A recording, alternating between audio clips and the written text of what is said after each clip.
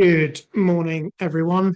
Mike Thompson from Blue Sky Chartered Financial Planners here with the take two of our recording for our in the uh, autumn webinar series, Pension Basic, with a commentary on the recent budget update of a couple of weeks ago.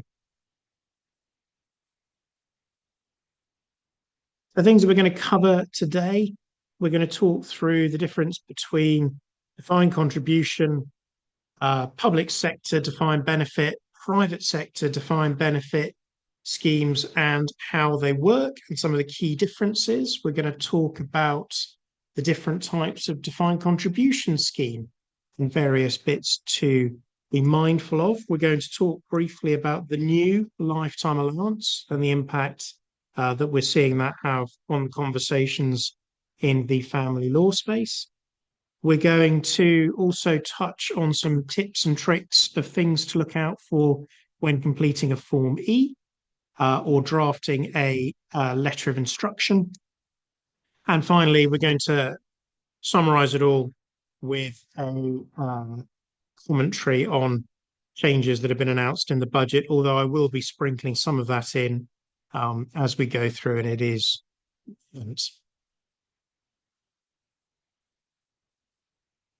So a little bit of an update on Blue Sky. This is the four advisors. We've got the two directors, Rob Starling and Jeremy Jackson. Rob is also our resolution accredited specialist, but Jeremy, Jack, and myself are all members of resolution, as you'd expect. We are all chartered financial planners, bar Jack, who is in fact one exam away. So to comment on us, who are we? We'll first and foremost, we are a specialist firm of chartered financial planners. We also wear another hat, which is that we are pensions on divorce experts. We're currently taking around 700 inquiries a year, which is a significant step up from where we were in the pre-COVID times, which is, I suppose, a good indicator that pensions are being considered more readily in the pensions on divorce space. Initially, we do single joint expert reports, but also some commentary around case discussion, what if scenarios, general financial planning for parties going through divorces, and how to best structure either negotiations or indeed the settlement itself. And of course, we are always on hand to help with implementation and ensuring that the end result looks as close to what was agreed in mediation or negotiation as possible. A key point for us is we are being quite stringent on maintaining our turnaround times wherever possible. And with that in mind, there are some cases we are no longer taking on in the form of unfunded public sector schemes, as we'll talk about later. So at a high level, there are really four elements to pensions in the UK. We've got defined benefit, colloquially known as final salary, although there are a few different ways of looking at that, and we'll talk about that in a moment. Defined contribution, effectively you pay into a pot, your employer pays into a pot. We've got the state pension, and we've got other sources. So I've put a key one there, which is URBS, Unfunded, Unapproved Retirement Benefit Scheme. If you come across any of these more, it's always worth picking up the phone and having a chat with us. Increasingly, we are seeing these being discussed, whereas before maybe they were ignored, but some of them are quite particular. So what is a defined contribution pension? Well, in short, contributions are made both by the employee and the employer. These contributions are then used to purchase funds or equities. And then when the policy reaches a certain age, retirement age, we're saying that it has matured and that those investment returns are used to provide an income in retirement. There's a few different ways of doing that. So one of the questions we frequently have, aren't all defined contribution pensions the same? Well, in short, no. The first we'll talk about is a Section 32 scheme. This is the scheme that is set up to receive a closing contributional pension scheme and therefore must have the same benefits that the closing scheme was benefiting from. It's particularly mindful this may include things such as guaranteed minimum pension. We may also see things such as a guaranteed annuity rate. To give a flavour, this is you set up a scheme, and the deal is if you contribute for a certain period of time, then when you reach retirement, you're able to buy an annuity at a preferential rate. These can be quite significant.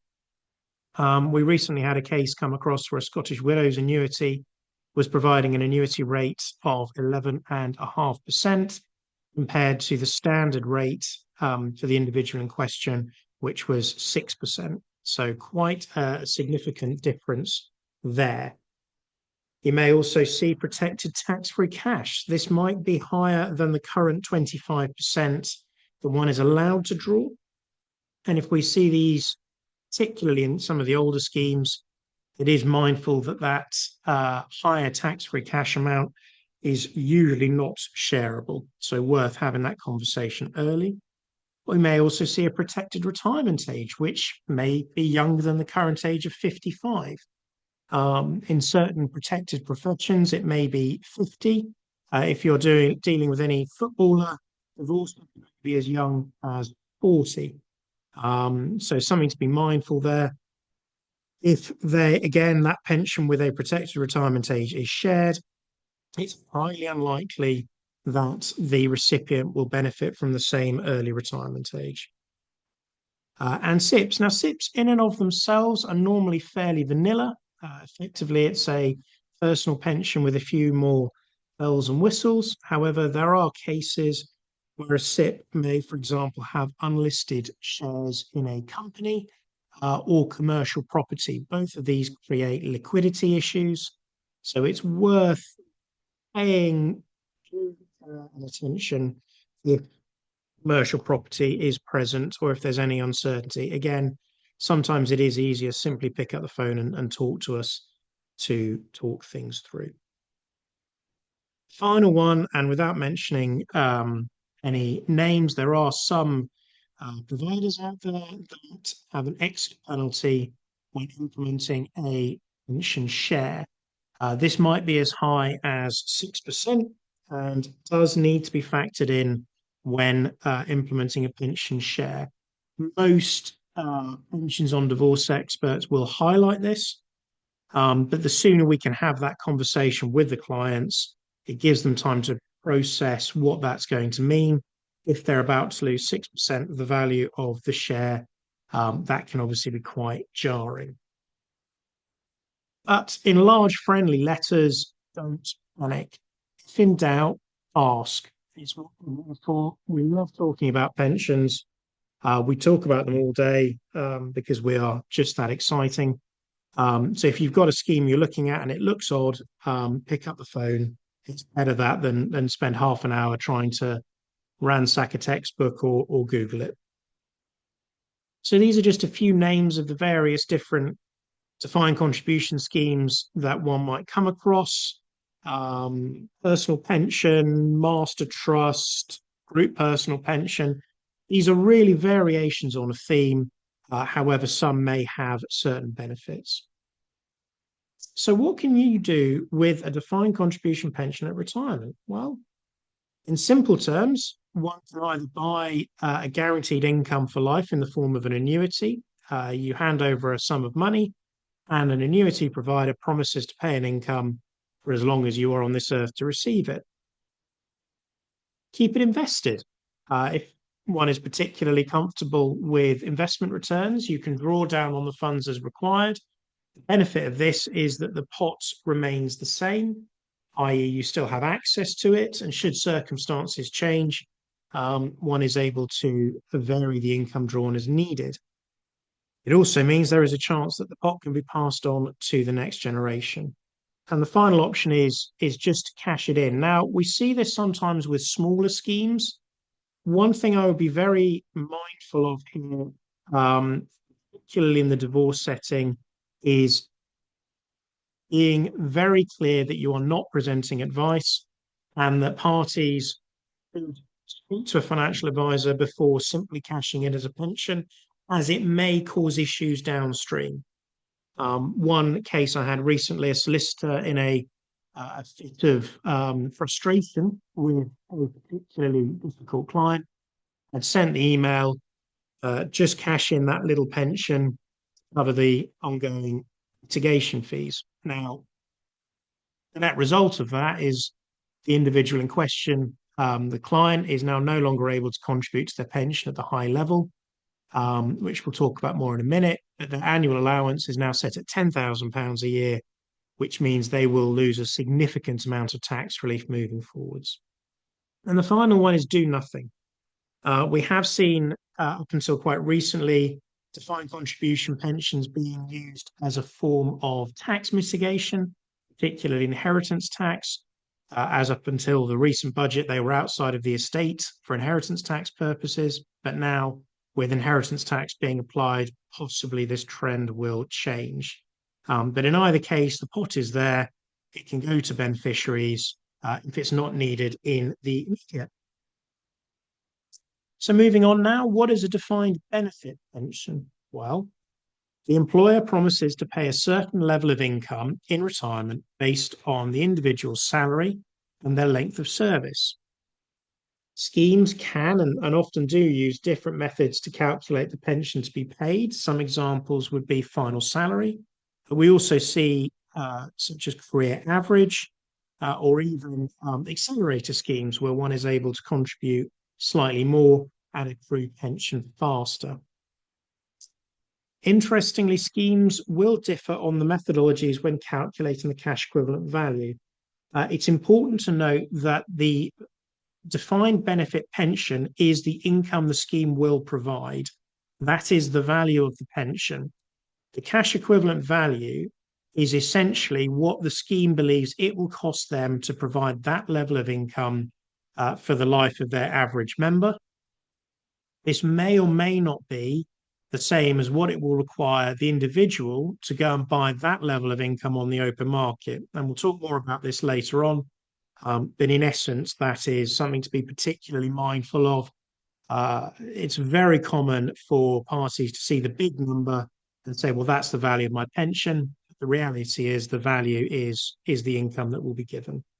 This is particularly true of unfunded public sector schemes where there is no option to transfer out. So this is just a few of the different types of defined benefit schemes: final salary, career average, superannuation, company retirement plan.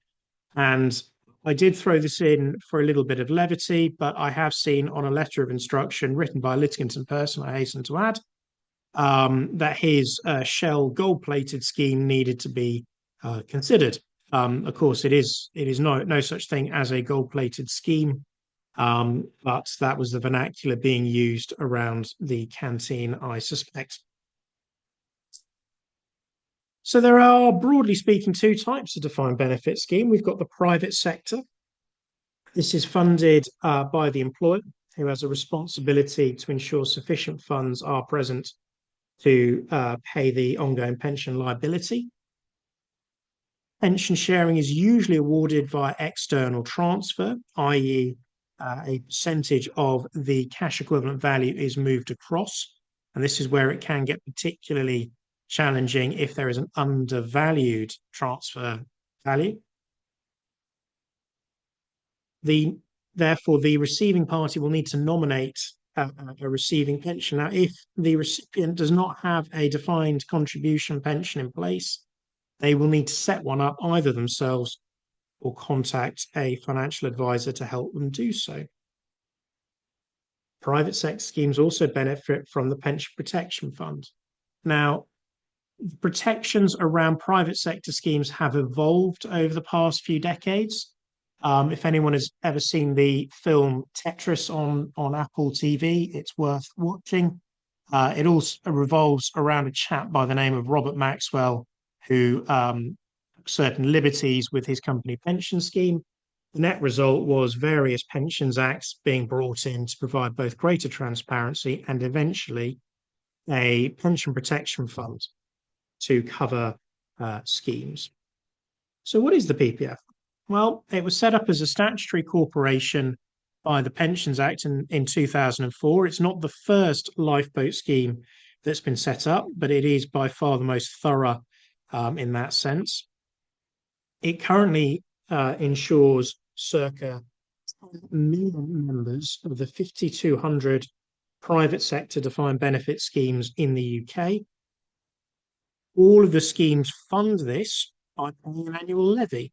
And how much that levy is, it will depend on what the PPF feel it will cost. Now, an important thing to note here, the PPF does not promise to fully cover the pension. It will cover 100% of a pensioner's income and 90% of a deferred member's income. However, future escalation will revert to statutory minimums. This means anything accrued before 1997 will have no further increases in retirement. So obviously that can mean that the power of inflation wears the pension down over time. This is just another one of those points to be aware of if we are sharing a bundle of pensions that includes the PPF.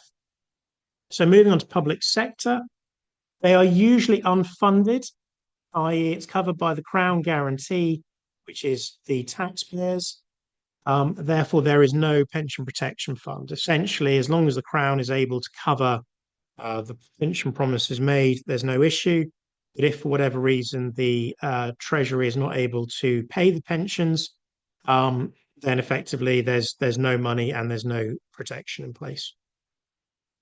For this reason, the only option is internal sharing. There is no opportunity to take a transfer value out. Essentially, one has the option to receive part of the income going forwards. It can also include a default tax-free cash option. This is usually 3 times the income. This is particularly with older schemes, and think of it as a golden well done for getting to retirement. Some examples of public sector schemes: civil service, the NHS, armed forces, and the police are by far the most common. Interestingly, the parliamentarian retirement pension is a funded scheme. So that's another slightly interesting work of how that's been set up. So what happens at retirement with a defined benefit? Well, if one has reached one's normal retirement date, one is able to access the pension normally with no reduction. If one is needing to access the pension early, there's a few reasons why that might be. It might be that one just doesn't want to work, reduce hours, etc. One can take early retirement, and it is normally reduced unless there are health considerations, or defer. This is another one that we've seen increasingly. If one is looking to continue working, maybe the normal retirement age is 60, and the plan is to keep working until state pension age. Some schemes will increase the pension receivable because you are deferring it. So the next thing we'll talk about is health. If a party is in poor health, it can have a pretty significant impact on the process,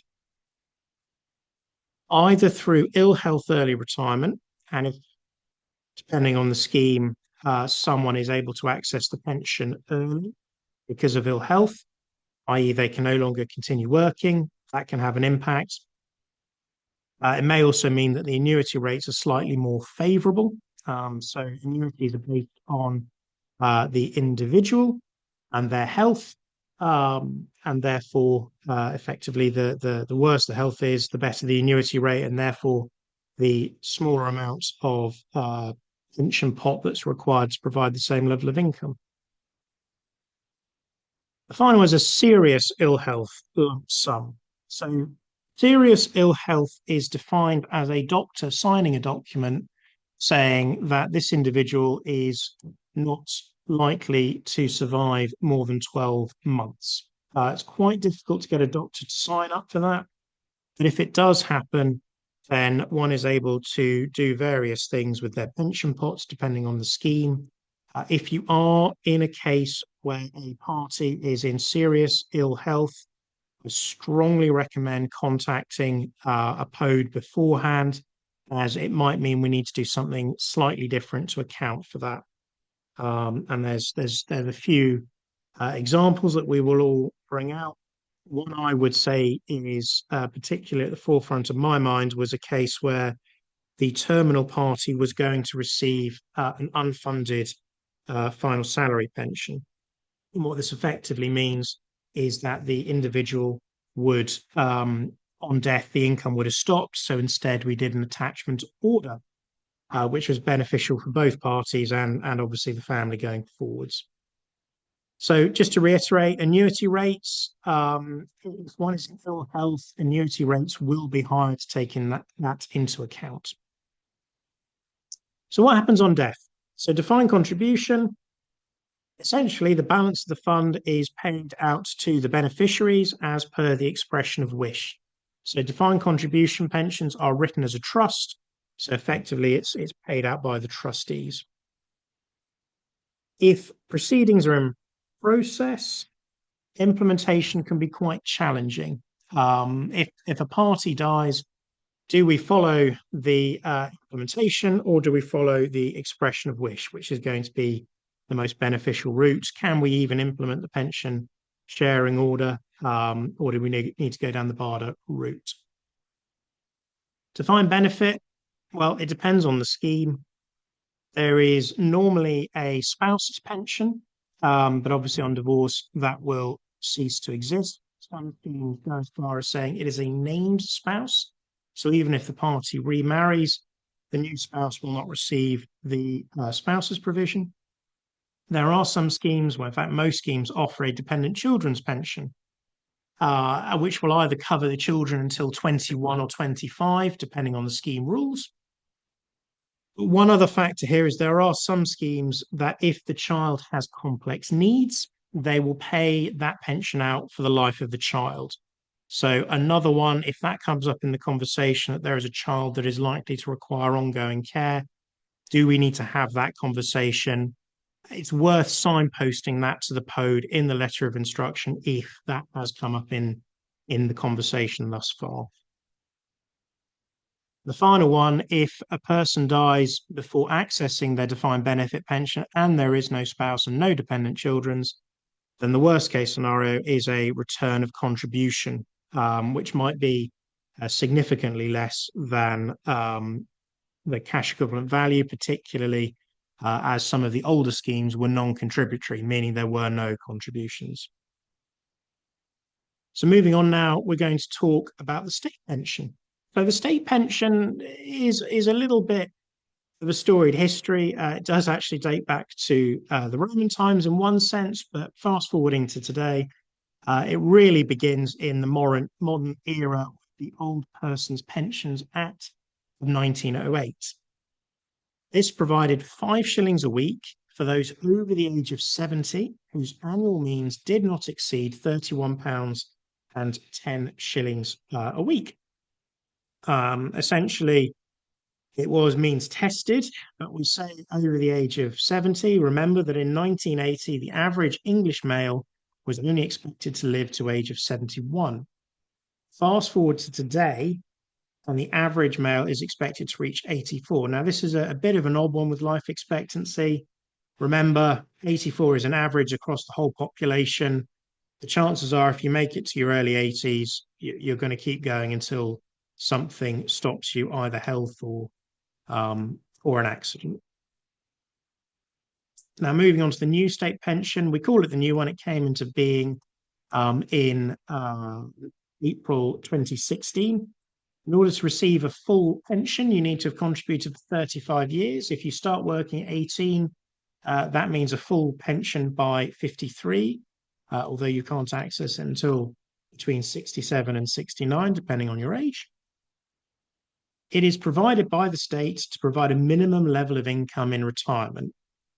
That income is currently £11,542 a year. It is set to go up by the triple lock, which means the highest of average earnings consumer price index, or 2.5%, which means that in April of this coming year, it will increase by £470 again in view of keeping pace with inflation. Top tip here, always ask a client a forecast. I would be quite reluctant to ask for an estimate of what they might have.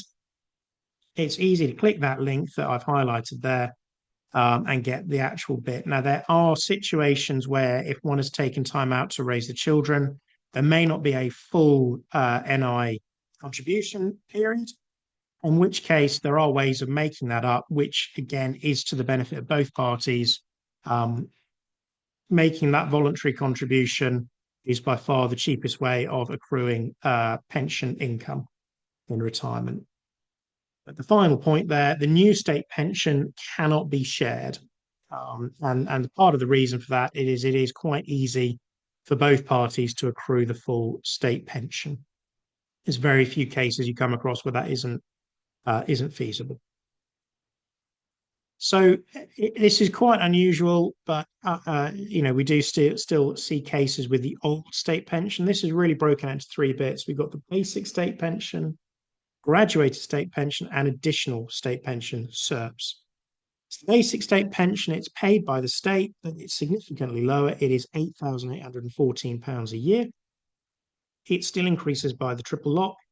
And again, always ask for a forecast with the basic state pension. While the basic state pension cannot be shared, the additional pension can. Although I would hazard if you're at the point where you're sharing the additional state pension, there's probably not a lot in the estate to be negotiating around in either case. So just some top tips for things to look out for when scoping the pensions. Who is the pension actually with? Not just the company that the client was with, but also who is the administrator? Who is looking after this pension? Who are we contacting for information? If it's a defined benefit, what is the deferred income? I find when talking to clients, it is very helpful to talk about the deferred income with defined benefit, as it does help clarify that this is what the pension is. It is the income. For defined contribution, are there any guarantees attached? We touched on those earlier, but guaranteed annuity rates are quite common. Protected tax-free cash and protected retirement ages are always worth being on the lookout for. We also want to look at what is their current pension. If at all possible, as a POD, we would not look to share the current workplace pension, as this does add an awful lot of uncertainty into the process as they are still contributing to it. What information is missing? Do we have state values? Do we have the address for the pension scheme, the plan numbers? All the bits that we need to be able to identify the pension, but also to be able to fire off information to the administrators to get the various bits that we need to do a pension sharing report. Do we know about the pensions? This is quite a common one. Increasingly, people move around in their careers. It's not uncommon to lose track of pensions. This isn't always to say there's any malice to it. It's simply if one has been at a company for only a few years, are you really going to remember that pension? A top trick to do here, I will normally either ask for a copy of their CV, career timeline, or even go on LinkedIn, where it's all publicly available, and simply try to allocate which pension belongs to which period. Now, this can get quite complicated if someone is, for example, consolidated their pensions at a period in time. But by and large, this is the way that we can do that. And one of the ways in which I think people's pensions can be lost, which is the next example I'll touch on going forwards, is if the employer they're with has changed pension provider at some point. But as before, when in doubt, if we're looking at something we don't know what it is, give us a call.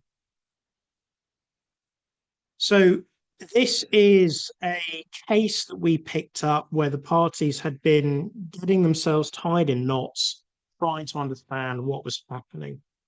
And this is the BOC pension scheme. I've highlighted in red. It is a defined contribution scheme.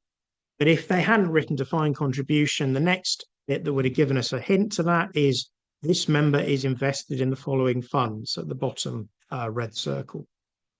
Of course, BOC had another scheme, and this was the one that existed before the defined contribution was a final salary. We can tell that because here we've got the date joining, date leaving, and payment date. We've got reference to pre and post 97. We've got reference to GMP value. And the final bit at the bottom is a really important indicator. If you see this on a statement, there is something going on. Notes for financial advice. If your transfer payment is £30,000 or more, legislation requires that you take advice from a regulated financial advisor who is qualified to give advice on defined benefit transfers. The scheme will not let you transfer out without that advice. Some will even go as far as to say that the advice has to be that it is in your best interests to transfer, which can cause quite a few challenges. Not as relevant in the pension sharing space, as that is a court order rather than a voluntary exercise. But if we see that, there's normally an indicator there is some sort of guaranteed benefit. Now, in this instance, it's helpful to then talk about cash equivalent values, how they vary from scheme to scheme. So in the last section, we saw BOC defined contribution, BOC defined benefit. The defined contribution is investment linked. The value of the pension is the value of those investments, whereas defined benefit, it is the value of the guarantees that will be provided. I've thrown this in here as we've had a couple of questions around these in the past. Hybrid schemes, such as the new Royal Mail scheme, if you see any reference to a defined contribution underpin, please just pick up the phone. These are mercifully quite rare. But as a result of that, we just need to do some quite thorough due diligence to understand what's going on. But as I say, it's unlikely you will come across those, and if you do, just pick up the phone. It's much easier on everyone. Cash equivalent values for both defined contribution and defined benefit can change rapidly. So it's important to try to get the most up-to-date valuations that is practical to do so, and then implement as quick as is feasible afterwards. Otherwise, we can have a situation where what the parties agreed in the room doesn't look the same post-implementation, which can lead to quite a significant level of emotion, shall we say. And the final one, which, as I know, you will all have read the PAG report in detail, be very careful when sharing a defined benefit pension based solely on the capital value, as sharing on capital value is unlikely to lead to an equal income in retirement. And I've got an example now which hopefully illustrates that point. So this is a chart. Expense is a consultancy that tracks the average value of defined benefit pension transfer values. So pre-Liz Truss, we saw that the peak for providing £10,000 of income was about 270,000.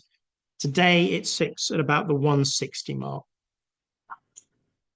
Please bear in mind, this is just for private sector defined benefit pensions. But a few of the factors, we've got interest rates, we've got inflation, stock market performance. Mainly, we're worried about the company supporting the scheme. How are they doing? The scheme valuation methods, have there been any changes to the underlying assumptions? Has longevity been factored into? And scheme funding. To bring it all together, from a PODES perspective, the letter of instruction, I would suggest we need to understand three key parts. What are we trying to do here? What conversations have the parties had? What do they want the settlement to look like? what difference can the various moving parts make? You know, what are we going to be able to impact, and what difference is that going to make at the end? And really, once we can answer those three questions, then hopefully we can put together a settlement that both parties understand, they're making an informed decision, and they're happy to move ahead with. Now, those of you that have seen a Blue Sky report will recognize a table such as this. This is the tale of Bob and Belinda. So this is a slightly simplified version of a case that we had quite recently, or that I had quite recently, and it involves the SSE pension plan. So the situation here is that the SSE pension plan is promising to pay an income of about 30,000 a year, but is only providing a cash equivalent value of 284,000. So in order to provide equality of income, we're looking at sharing 100% of the Quilter SIPP, 51% of the DB plan, and this will both give them an equal income at state retirement age, £29,642 a year. Now, if we were to look at this from an equality of capital perspective, this looks very different. So again, 100% of Quilter, but this time we only need 16.62% of the SSE scheme. And this means that both parties end up with, broadly speaking, £225,352. However, Bob ends up with an income of £42,000 a year, Belinda with £24,000 a year. So that's quite a big difference, in no small part due to the income that the DB scheme is going to provide. If this was implemented as described, and again, this is a very extreme example of this, the challenge here is that Belinda is going to turn around and say, but hang on a minute, I don't have an equal income in retirement. And it would be quite difficult to argue the contrary. So the next step in the process was they asked for equality of fair value. So the solicitor asked this question. They were saying that this was another fair way to split it. And as a result of that, we calculated the fair value. Again, fair value, what would it cost to buy that level of income on the open market? And in this instance, it's £572,000. If we split an equality of fair value, which is this table, Belinda would expect to receive £359,450. This would give them, broadly speaking, an equal income. Perfect, but close enough. And it would leave Bob with the lion's share of the final salary scheme. However, if this had been implemented as it was described, bearing in mind there is no mechanism in place to challenge an underfunded cash equivalent value other than to repeatedly go back to the trustees and say, are you sure you calculated this properly? Then effectively the implementation would have looked like this. Belinda would have had about £100,000 less than she was expecting. She would therefore have an ongoing income of £29,805 a year, which is less than Bob's £36,219. Now, the real challenge in this is if this were implemented based on an equality of fair value calculation, Belinda will feel slightly aggrieved. And that's part of the reason we say be very careful when looking at that. So moving on now to the new lifetime allowance and the lump sum death benefit allowance. So brought in under the last government, effectively the lifetime allowance tax charge was abolished. Not the lifetime allowance per se, merely the charge one had when one went over the allowance of 1,073,000, unless there was protection in place. Where we are now is one is simply limited to the amount of tax-free cash one can take. The limit on that being 268,275 or 25% of the then lifetime allowance. However, previous protection does still apply. The contribution limits, i.e. the limit someone for what someone can pay into a pension, the annual allowance is £60,000 a year, or the salary, whichever is the lower. Going back to my example previously of the frustrated email, the money purchase annual allowance is £10,000 a year. Therefore, one that has triggered that, i.e. access to DC scheme, will be limited to £10,000 a year. Now, one of the questions we've had, is protection worth keeping? Well, the answer is yes, as it will give the parties a higher level of tax-free cash, as it will be 25% of that current level of protection. Just throwing in some defined benefit terminology, normal retirement date, as previously touched on, the date a member can access their scheme pension without any reduction for taking it early. The early retirement, late retirement, this depends on whether they're taking the pension early and it's reduced, or late and it's increased, depending on the duration. Pension commencement lump sum. So this is the lump sum a member receives at retirement for commuting part of their pension income, not to be confused with the tax-free cash, which is either the 25% or the declared tax-free lump sum when starting a defined benefit pension, i.e. the golden well done for reaching retirement. Revaluation, how has the pension income increased since leaving service? Escalation, how is the pension income going to increase in retirement? Is it going to go up by inflation or some other metric, i.e. it's level and it doesn't go up again? So a review of what we've discussed. We've looked at the difference between public sector defined benefit, private sector defined benefit, and defined contribution.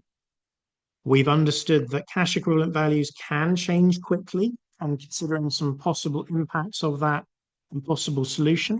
We've touched on how to decipher the pension statements, what are the key phrases to look for. And now we're going to do a little bit of a budget update. So the two main areas that I think we're getting questions on, one is inheritance tax. So from 2027, the pension is going to be passed the estate for inheritance tax. Capital gains tax has simply been brought into line with property. So lower rate is 18, higher rate is 24. So if assets are being disposed of that are non-property, obviously the capital gains tax is higher. But the final one that's catching people out is stamp duty on second homes. This was 3%, it's increasing to 5%. Now, particularly if one party is being left on the deed at the former marital home, this means they will pay a significantly higher level of stamp duty in rehoming. So something to be aware of. Again, try to introduce that to the conversation as quickly as possible so that both parties are making an informed decision. As ever, some sources of help. The first is the PAG guide, which is on our website or on the Nuffield. I've got a hard copy printed off on my nightstand, and it is a constant source of comfort. We've got the Survival Guide to Pensions on Divorce on our website, and our funky little blue sky animation that we produced in response to a few of you asking for our a better client-facing tool. Just to touch on the two next webinars we've got, 20th of November, we've got PAG 2 Part 1 with Rob talking through all things pension sharing. And then on the 4th of December, PAG Part 2 with Jeremy talking through all things setting. Bombshell, there's a little Survey Monkey, although as this is a re-recording, I don't expect you to fill it. And we'll end it there. Thank you all very much. I hope the audio has been okay on this re-recording, and I look forward to seeing you all at our next webinar.